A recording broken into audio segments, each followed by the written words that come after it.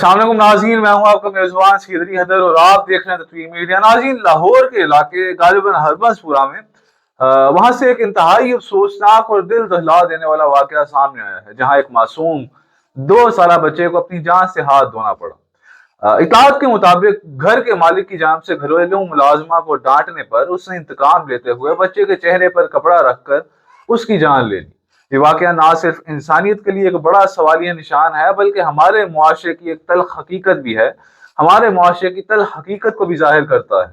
Police نے فوری کارروائی کرتے ہوئے ملازمہ انیلا کو گرفتار کر لیا ہے اور بچے کے والد محمد عمر کی مدعیت میں مقدمہ درج کر کے مزید تحقیقات جاری ہیں، جبکہ حکام کا کہنا ہے کہ ملزمہ کو قانون کے مطابق سخت سزا دی جائے گی۔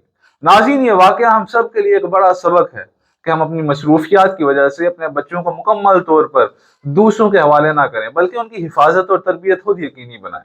ساتھ ہی گھریلو ملازمین کے ساتھ بھی انصاف اور اچھا رویہ رکھیں، کیونکہ بعض اوقات سختی خطرناک رد عمل کا سبب بن سکتی ہے، لیکن اس کا یہ مطلب ہرگز نہیں کہ ایسے سنگین جرم کو کسی صورت نظر انداز کیا جا سکتا ہے۔ یہ ایک لمحہ فکریہ ہے اور ہم سب کو ہوشیار ہونے کی ضرورت ہے۔ اللہ تعالیٰ سے دعا ہے کہ وہ معصوم بچے کو جنت الفردوس میں اعلیٰ مقام عطا فرمائے اور اس کے اہل خانہ کو صبر دے۔